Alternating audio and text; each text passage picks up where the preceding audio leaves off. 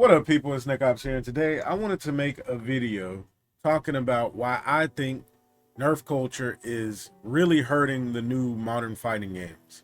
Now, I made a video a couple of weeks ago talking about what I think the problem is with all of the new era fighting games, but I think this problem is universal, and I'm personally getting very tired of it. I don't understand why they keep doing it. All the companies keep doing it. And I'm going to express why I think it hurts the game. So, first things first, I want to talk about all of the games in this video. So, I'm going to start with Mortal Kombat, then probably going to go to Tekken, and then Street Fighter. So, the thing about Mortal Kombat just came out with a patch. Like, I don't even think a week ago. And the patch was absolutely horrendous. I want to make a video addressing the patch alone, but the patch was horrendous. I've been one of the people defending MK for the past month or two because of the outlandish statements that people have been making comparing it to MK11. But again, I always keep it real, and I can't defend that patch that just came out. It was really bad.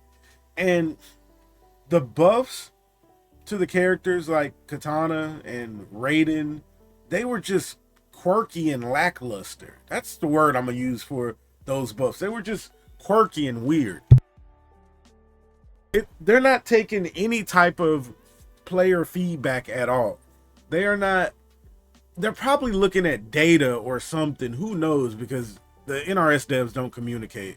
But the patch was just unbelievably bad.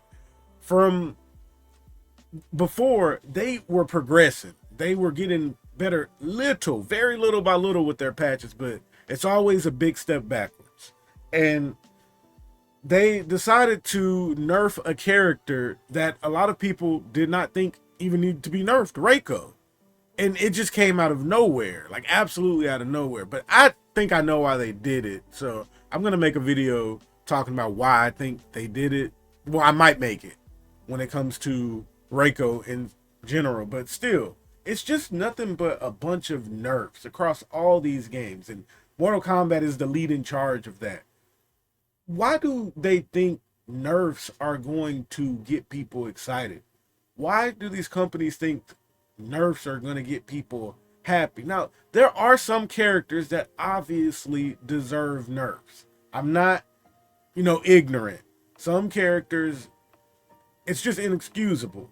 And you're not going to just sit there and let somebody say, okay, don't nerf anybody. I know that. I get that.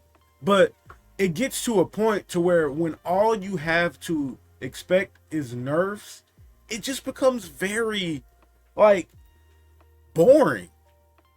I don't see a new patch and see a nerf and get hype to play the game. It just doesn't work like that. And if it works like that for you, again, I'm not going to say anything about that. If it works for you, that's fine. But I'm pretty sure the majority of people are going to be more excited when they get on the game and see buffs. Nerfs don't give you anything to look forward to for the most part. Yes, you might not have to deal with that annoying character you hate, but at the end of the day, it's not giving you anything else unless they do the thing that, I feel like should be done when they nerf a character. Nerf them in another department heavily, but buff them slightly in another department, just to give you something to do. That's the thing with fighting games. They always struggle at just giving people something to do. And nerfs on top of nerfs on top of nerfs do not help the biggest problem when it comes to fighting game player retention. It just doesn't do anything for the community. And that's why I'm not a fan of nerfs, because, again, not ignorant, I know some characters deserve it. I know, the Dragunovs and the Johnnies. I'm trying to list one for every game. The Dragunovs, the Johnnies, and, maybe even Ken Steel. I understand that some characters deserve it, and some characters is just a little too far. But, again, we should not only have to look forward to nerfs. That's the thing. If you're going to sprinkle in some nerfs, sprinkle in some buffs, sprinkle in some meaningful buffs.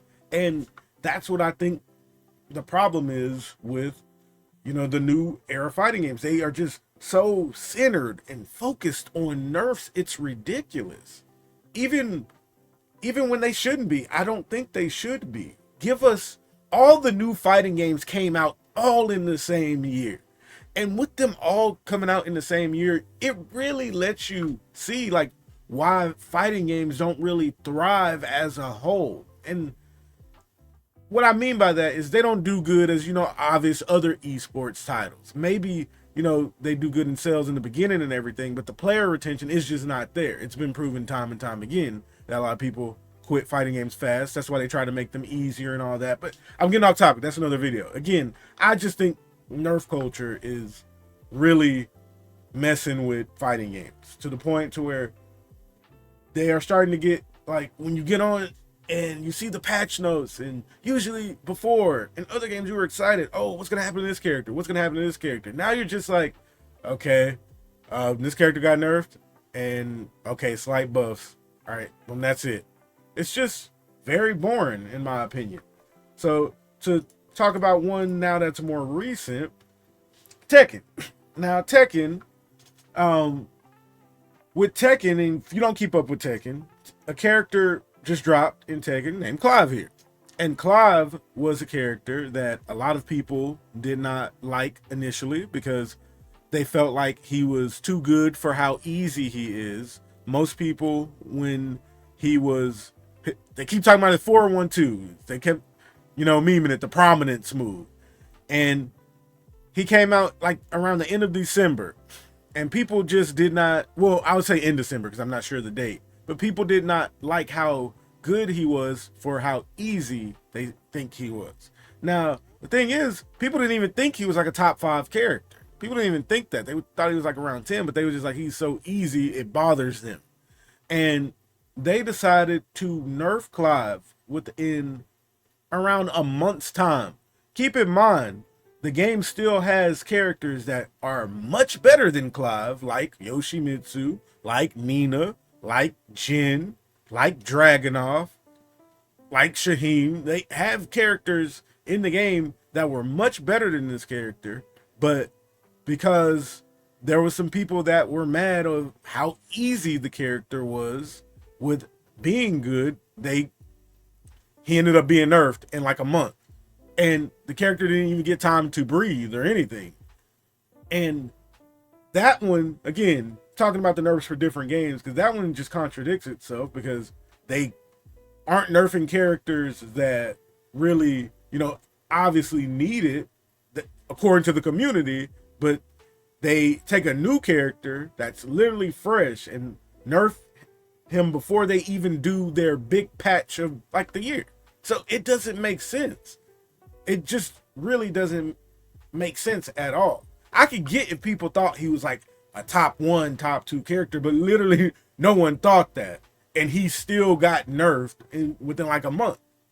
And that's what I'm talking about, this nerf culture that is just being plastered across all games to where people just keep begging for nerfs, and at the end of the day, it's doing nothing but hurting the longevity of the game because nerfs aren't exciting. Nerfs aren't fun. Nerfs don't get people to come back.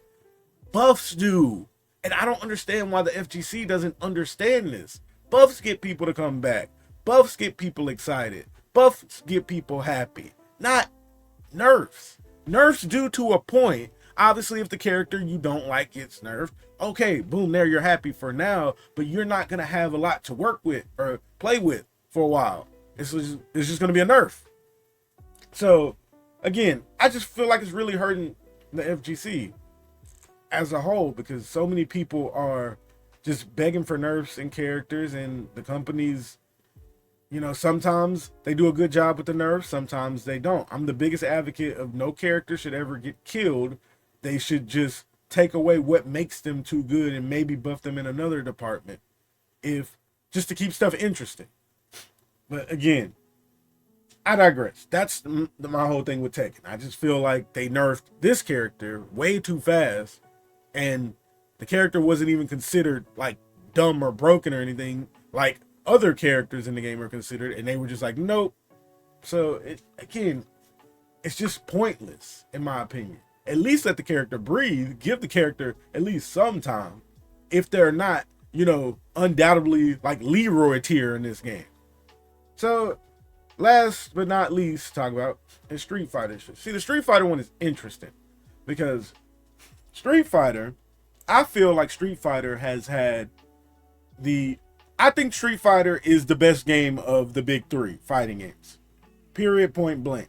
Street Fighter, again, I'm primarily a Mortal Kombat content creator, and I do think Street Fighter is the best game of them all.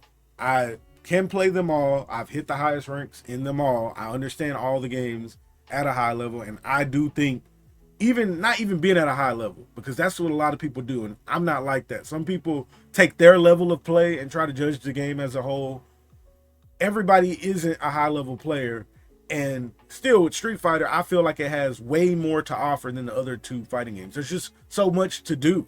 There's so much to do, and there's just so much in the ecosystem of the game that it actually has so much longevity. Whether you're a casual player, whether you are a competitive player, whether you're in the middle, there's so much to do in Street Fighter, and there's so much to look forward to besides those patches.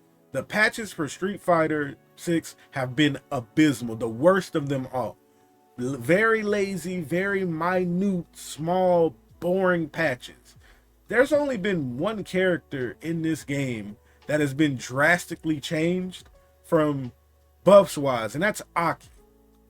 Like, you could probably say Ed and Rashid too, because people saw them as not that good, but they got tiny buffs and now they're broken. Which, that's what I say with Clive. You gotta let characters breathe. People said those characters were bad without letting them breathe, so they got, you know, minute buffs. How you go from low tier for a very minute buff to all of a sudden they're dumb. But, you know, I don't want to say that because it can happen with some characters. Sometimes it can only take a little bit. But, you know, with two DLC characters, both people thought they were bad, and then out of nowhere, they're broken from little buffs. No, what should have happened is they should have let the character breathe a bit. But either way, Street Fighter 6, while I think it's the best game, it's been having the worst patches. The most terrible patches. Really. So bad.